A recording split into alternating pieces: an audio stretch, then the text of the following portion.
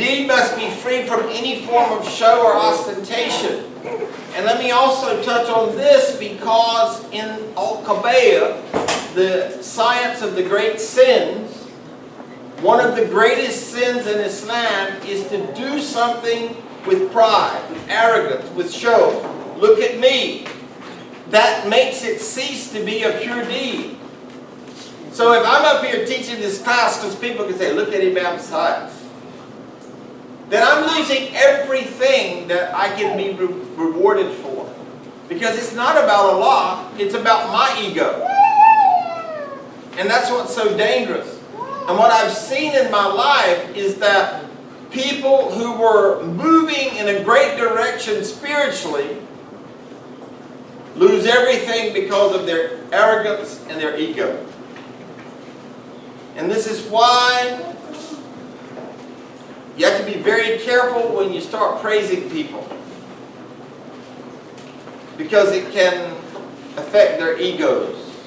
It can affect that part of the heart that wants praise. You see, the ego wants praise, and so does Allah. And they can't both win, can they? You're either going to be praising Allah and glorifying your Creator, or you can be glorifying yourself. But you can't serve two masters. Even the Bible says that. So do you serve the master of your desires? Your ego? Just whatever I want. I am my God, so I serve me. Or do you serve what God wants? And that's true submission. That's perfect practice. Allah has all the attributes of perfection and completeness. This is why He did not need a partner, a wife, a child, food, sleep, rest. He doesn't have to use the bathroom. He doesn't have to do all of those things that human beings do. That's why He wasn't in need of any kind of sacrifice. He even says that about the slaughter of Eid. He doesn't need the meat or the blood from that sacrifice. Allah doesn't need anything from us. Everything that we do from Allah is to benefit our soul. That part of ourselves. Isn't it we have two benefits? One is spiritual, another one poor people get meat. It is so expensive. Absolutely. Whenever we slaughter, there's the spiritual benefit that we get from Allah, and there's a benefit of our neighbor who we might share the meat with, or the poor person who we share the meat with. So yes, there is many of the acts of worship have many benefits. But ultimately, what are we doing it for? To please Allah. All of these perfect aspects are implied in the statement of the Prophet ﷺ, verily Allah the Exalted is pure, in which every form of shortcoming, weakness, blemish, or need is removed from Allah. If something is perfect, can it need? No.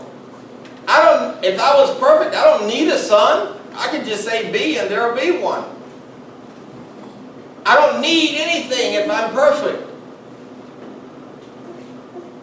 And only God is not in need of anything. All of us have needs. We will die if we aren't hydrated. We will die if we don't eat. We will go majnoon, crazy, if we don't get sleep. Right? Sufficient sleep, we'll go crazy. We need sleep. But Allah needs absolutely nothing.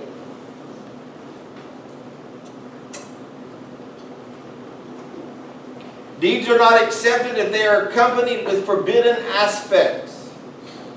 This is why pure knowledge, correct aqidah about Allah starts with the concept of Tawheed. This is why the very first thing that Allah subhanahu wa ta'ala taught people about His Sahaba was the oneness of God. When Mu'adh was going to do da'wah work in Yemen, the Prophet Muhammad ﷺ said the first thing you do is you teach people about the oneness of God. If they buy that, then teach them how to pray. Now, there's something very powerful in that, because when people want to embrace Islam, you know what the first thing they're taught is? Well, you know, if you embrace Islam, you got to cover your head. Well, you know, if you embrace Islam, you can't drink anymore. Well, you know, if you embrace Islam, you can't have a bacon sandwich anymore. Well, you know, if you drink, and they go off with all of these things that are minor. They tell them you have to change your name. And then they tell them you got to change your identity. You got to start dressing different than your own authentic self. And you got to change your name. All lies, by the way. None authenticated by Quran and Sunnah, unless you have the name of a god. Like if you were Apollo or Jupiter, then you might want to change your name, because you don't want to have the name of what was referred to as a god. Not the god, but a god. That's an option. But this is the first thing that people get hit up with. And my sister back there shaking her head because she's witnessed all this. When I'm working with somebody in Dawah, I usually put them in a headlock, take them to the masjid, don't let them out until they get out. I'm making a joke. But I'm scared to death somebody's going to throw one of those things out. Well, you know, if you're going to be a Muslim, you got to do so-and-so. Well, no, you don't. I cannot tell you how many young Muslims at school, when they meet me and I tell them, you can call me Susan, they go, you didn't change your name? Because we're there, to them, somehow they've heard that when you become Muslim, you have to change your name. And I said, well, you know, I said, no, I chose not to. I said, besides, my name means Lily, and it's almost the same in Arabic as it is in English. I said, but I don't need to change my name. Very good. You know? Very good. Exactly. Exactly. See, and this is why I forgot who I was talking to this morning. Every single thing that I tell you just about, I'm sure I make mistakes, but about 99.7% of the time I believe that you can count that anything I tell you, what am I going to do? I'm going to back it up with the Quran and the Sunnah, or I'm not going to say it. Sometimes people come and ask me questions, and I know the answer to that question, but because I can't tell them where it is, I said, would you mind email me so I can give you the proofs? Imagine if all of us did that, how much respect our religion would have. Our religion is perfect. It's the practitioners that aren't perfect, that have not perfected themselves, that have not purified themselves. That's why purification of knowledge, purification of practice is an obligation.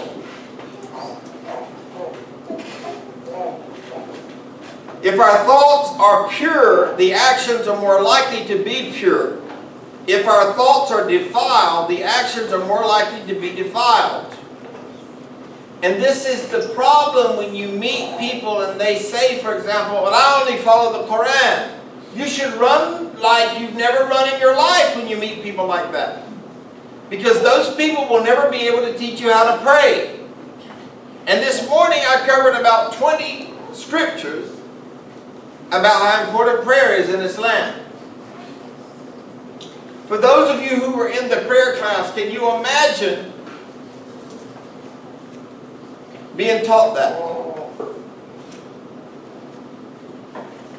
If prayer is the essential of Islam and the first thing you're going to be asked about on the Day of Judgment, and you only follow the Quran, you would not know how to pray. You've got to have the Sunnah to know how to pray. It tells you how to pray. So if our thoughts are pure, the actions are more likely to be pure. If our thoughts are defiled. Now how is a thought defiled? When a thought is contrary to what Allah has said or His Messenger, that is a defiled thought. Now that might be hard to stomach for some people. But we've been taught a lot of things in the Western world or in any other world, in our culture, because I'm speaking to our culture. For example, we've been taught that this is my body. I can do with it what I want to. I can get tattooed from the crown of my head to the sole of my feet. I can do this. I can do that. I can do anything I want to. Isn't that what we're taught in school? But my Quran says that this is Allah's body. that it was given to me as a trust, and that my body is to submit to God. And every part of my body that doesn't submit to God is going to testify against me. It's going to become a paradisial object that's going to testify against me on that day. My hand is going to say, I was created to serve God, but you used me to hurt people. You used me to do this and to do that. My mouth will testify against me. We were born to serve God. Yes, brother? I just have a quick question about tattoos. Because clearly, I got this one before I became Muslim. Someone? I don't mean to condemn tattoos. Go ahead and ask me your question. That wasn't my intention. Because Okay? someone was like, would you ever get it removed? And you know, in Islam we're taught not to harm our body. It's more harm for me to get it removed than it is for me to keep it. Right. Because essentially it's burning the layers of skin.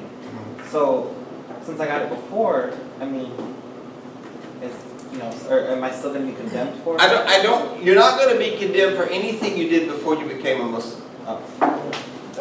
That's my question. Nothing that you did before when you become a Muslim, your slate is clean. Okay? So you can keep your tattoos. Say that? Yes. So you can absolutely keep your tattoos. Now let me say this to you. And you know I like to give you proofs for everything I say.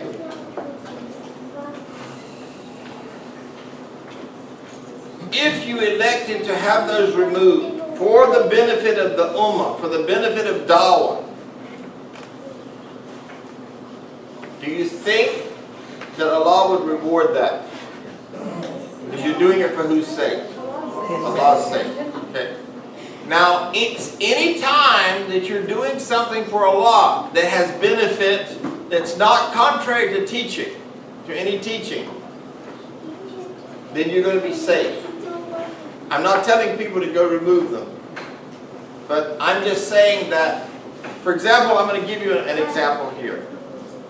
A lot of people, when they embrace Islam, they start dressing differently. And I'm talking about men predominantly. Because women, it's totally acceptable for you to start dressing differently. You're starting to wear hijab. You start wearing non-form-fitting clothing instead of form-fitting clothing that looks like a second skin. Now, what do men do? An American guy decides to start wearing a dress. Now, that's a fitna for people. And I'm just going to tell it like it is, on the camera, on the whole of Google, for the world to see. Because people have said to me, well, I'd like to be a Muslim, but I don't want to wear a dress. So that jalabiyah that I wore became a fitna, became a trial to them. Why on earth would an American guy wear a jalabiyah? It's not required. But you will be told when you become a Muslim by some ignorant person that that's what the Prophet wore. They didn't even make that fabric when the Prophet was here. That's me for rizzle for snizzle. You know what I'm saying? They didn't even make that fabric. Yes, brother? You could start wearing suits instead of robes, you know? Because that's more appropriate anyway. Obviously something else. Suit abides to all the dress code of Islam. Now, the Prophet wore things outside of his culture. Why? Because they were a gift to him. For Eid, someone had given me a Surah Baqarah. So I wore it for Eid. But when I go about in my general operation, I am a 7th-generation American. I'm not trying to be an Arab anymore. I did that already. I had the best Arab wardrobe in the community. I even had that little black thing you wore on your head. What's it called? Come on, help me, brothers. Y'all don't even know I love it. You know the little thing that goes over the... No. It's a little rope thing. Hata. Yeah. I had hata. Listen, I used to wear a turban so tight if you'd have pulled it, I'd have spun like a top, man. I knew how to wrap that turban like you wouldn't believe. Ask my children, man. I used to wear that turban. You have a beard the size of a I had a beard that looked like a raccoon around my face. I was the ugliest beard I ever saw in my life. I kid you not.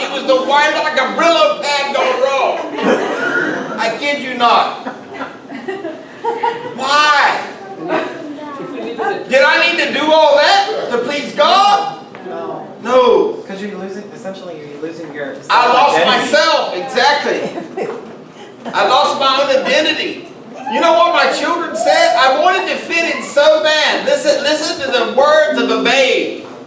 They said, Dad, because let me tell you something. I taught my children about 3 nights a week Islam. I was a little bit of a radical.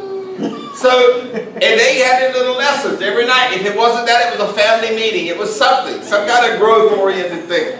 God bless them. Yep. So, they came to me one day and they said, Dad, you taught us about hypocrisy. And you're sort of like a hypocrite. Because when you're with the Arabs, you get this Arab accent. When you're with the Pakistanis, you get a Pakistani accent. And that was the truth. So I said, Candy brother, let me explain to you. I had this whole thing going. Yeah, I was developing multiple personality disorder. Yeah. So I tell my reverts, my students today, be authentically you. And that's the way you'll be the best Muslim. That is the way you'll be the best Muslim. You have something to offer authentically in yourself that no one else. Don't become like everybody else. How many of those people that you're trying to become like are actually bringing people to the masjid? Come on for Rizzle for Snizzle. Be you and be the best Muslim that's ever been in the world. The Sahaba that embraced Islam, some of them had murdered people. Some of them were alcoholics, but they became the best Muslims in the world. Islam was started by converts.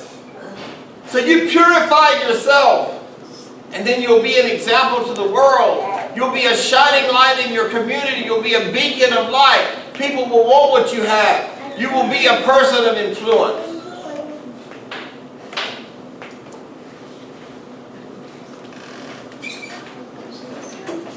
When we look at Surah Al-Kahf, which we read every Friday, inshallah, it's one of the highly recommended surahs. Do I smell burning toast?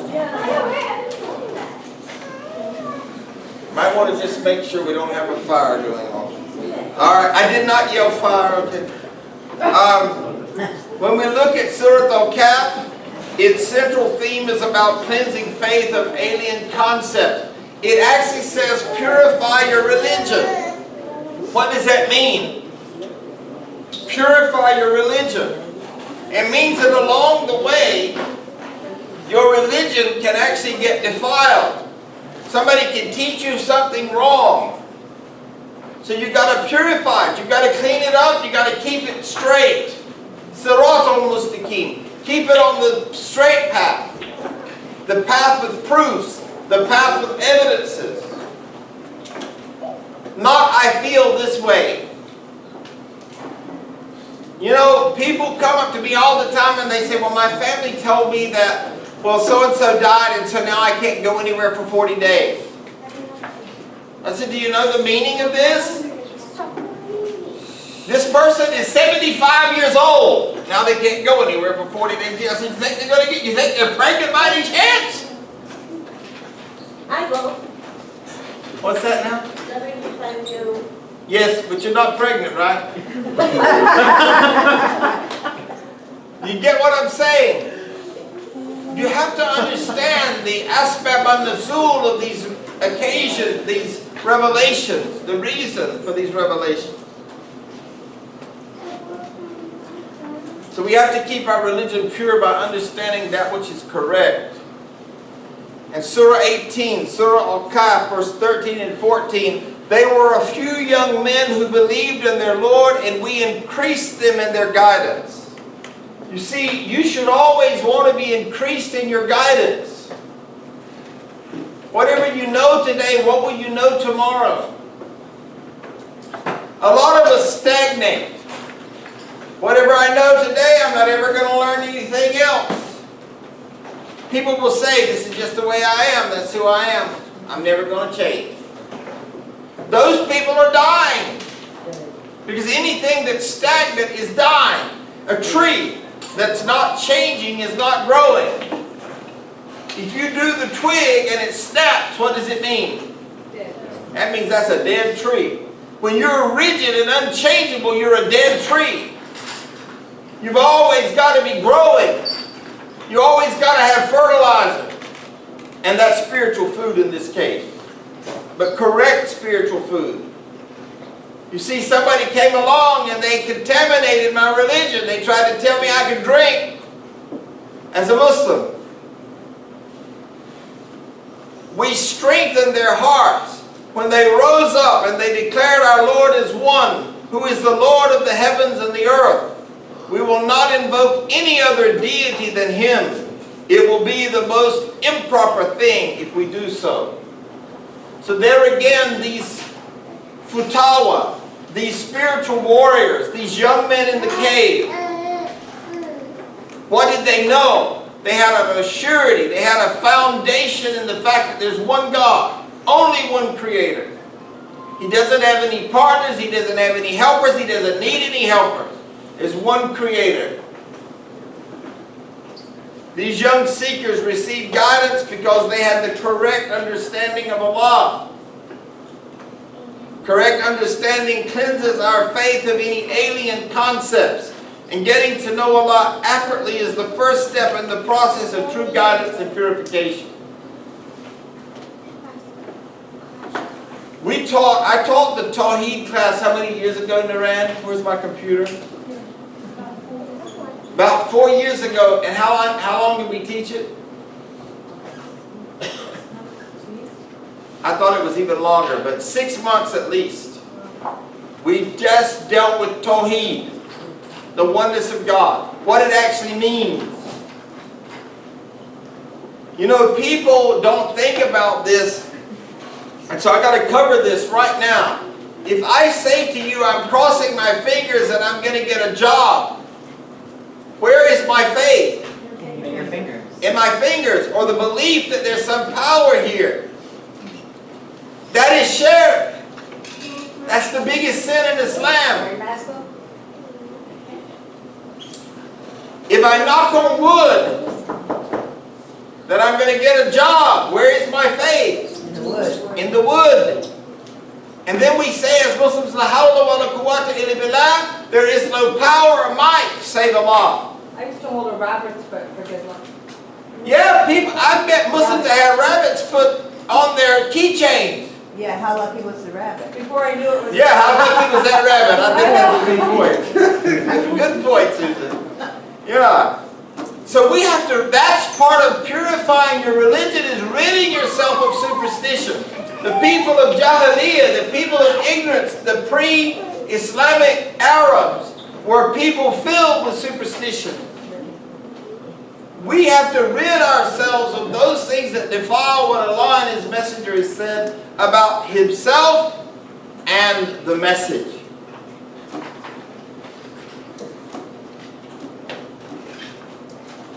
Surah Al-Fatiha and Al-Kahf declare Allah's oneness. Nay, who is it that creates all life in the first instance and then brings it forth anew? And who is it that provides you with sustenance out of heaven and earth? Could there be any divine power besides God?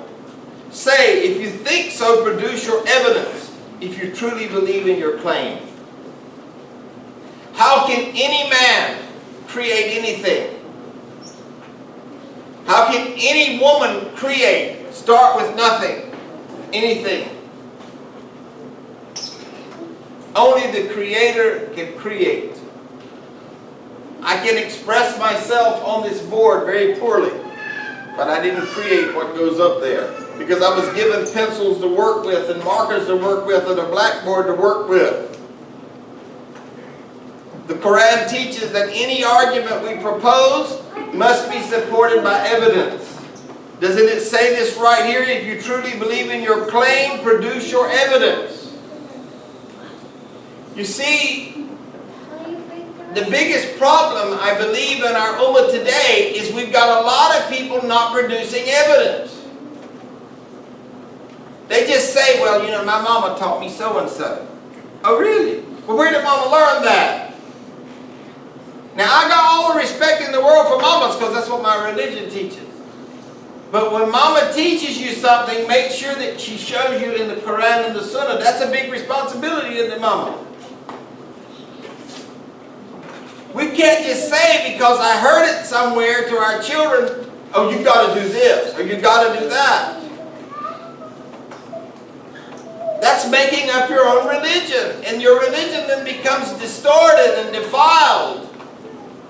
Our religion is perfect. Allah subhanahu wa ta'ala said, this day I have perfected my na'am. I have perfected my favor. I have perfected my blessing on you. I have given you Islam. That was the day that Allah completed His favor on mankind. And He gave it to all of mankind as a mercy. A religion of mercy. And yet we don't experience mercy so often. And you'll never experience mercy when you're being beat up, castigated, condemned, criticized, indicted, or any other words that are adjectives describing the same thing.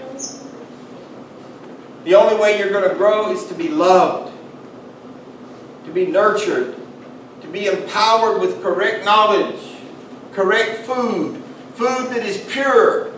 You see, it's not pure food, for example, if I confuse you and tell you that Islam teaches something and I don't give you the proof.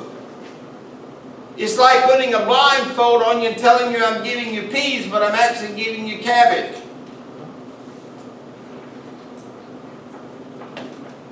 Everybody get that? You mean cabbage? Cabbage, yes. So it is bad? If I mash it, no, it's not bad at all. It's quite good. It's loaded with vitamin B. But the fact is, if I tell you I'm giving you peas, you know, just take Gerber baby food, for example. Doesn't most of it look alike? Yeah.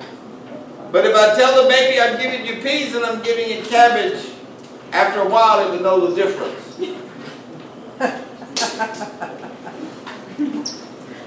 One of the covenants of Prophet Muhammad sallallahu alaihi wasallam for the whole of humanity was to purify them. The Prophet Muhammad sallallahu alaihi wasallam came to purify us. That is why purification is an obligation. We come to be Muslims and we come to get purified, to cleanse our hearts of any kind of selfish desire, of any kind of envy, of any kind of caprice, of any kind of covetousness. And we want to bring our heart back to that place. And I always like to say this now that I have a grandson. I want my heart to be like Elijah's. Elijah isn't hating anybody right now. He isn't angry with anybody right now. He doesn't know anything about stealing. He doesn't know anything about cursing. He doesn't know anything about lying.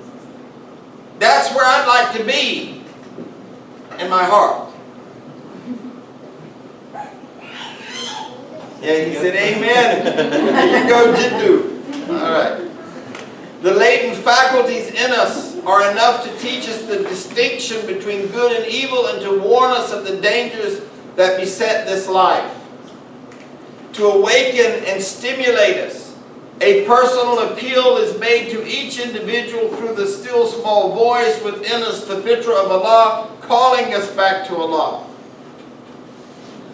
This is the uncorrupted state in which we were all created. There's not a person in this room that was a mistake. It is so painful to me when I observe the lack of self-esteem in youth that I see in my office. You know why they lack self-esteem? Because they were not told that you were originated by Allah and you were originated perfect. They were told how many things were wrong with them. And then they were told by commercials that the only way you can be pretty is to be a cover girl. So you got to cover up who you are authentically and be a cover girl. So that's a lie. Most advertisements are, by the way. But look at the words. Look at the play words. Cover girl. Cover me up. Don't be authentic. Be a lie. Be a hypocrite. Be something different than the perfect person that you were created as. God created every one of us in this room as perfect. And that's what we're trying to go back to. Our very soul is calling us back to that. How can you feel bad about yourself if you know that you were created perfect? Imagine that. I was created on the fitrah of God.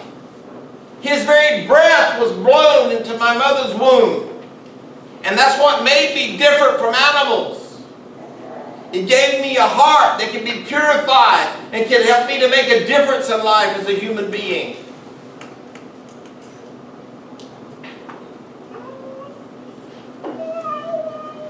It is this state of being that acknowledges the truth. There is therefore no excuse for any individual to say either one, that he was unmindful, two, that he or she should not be punished for the sins of his fathers, because his punishment, if any, comes from his personal responsibility and is for his own rejection of faith and the higher spiritual influence. You see, the beauty of this faith is that everybody stands on their own responsibility. And nobody else can pay my price for me. Either I purify myself or it doesn't happen. I'm not going to be blamed for anything that anybody else does in this room. And you're not going to be blamed for what anybody else does in this room unless you're an imam. If you are a leader, then you can be held responsible for what you taught that was incorrect.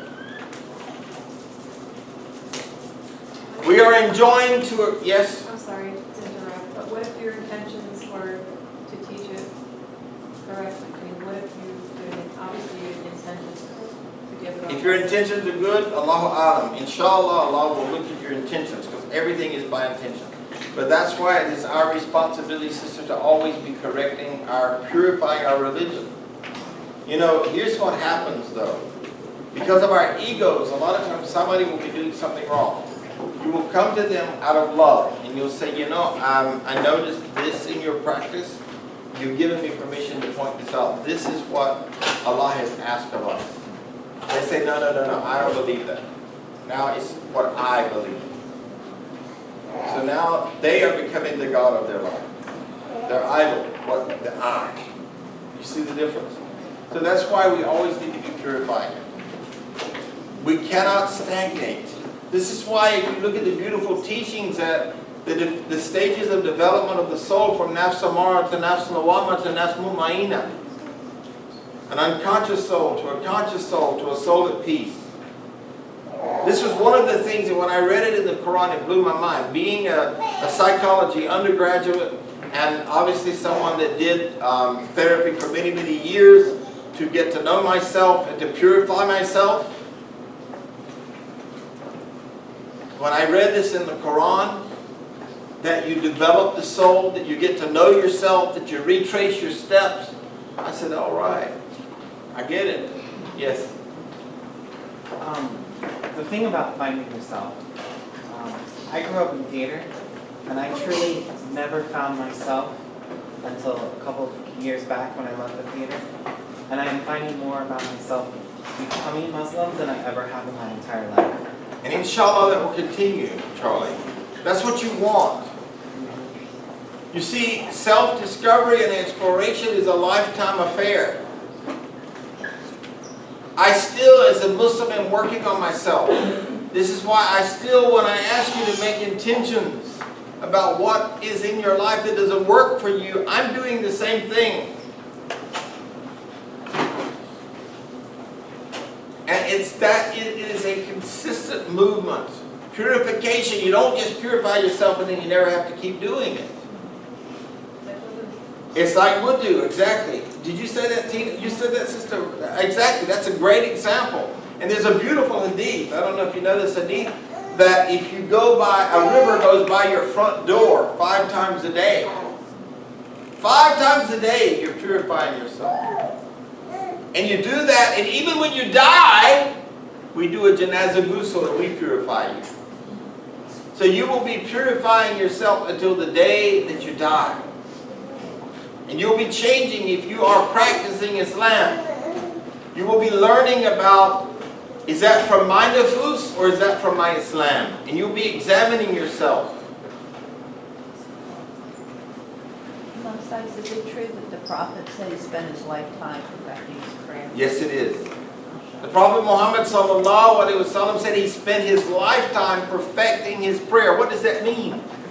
That means that his actual prayer life kept improving, and he was a perfect man. That to me speaks volumes of this piece about perfecting our soul, perfecting our worships, perfecting our prayer. We have to commit to change.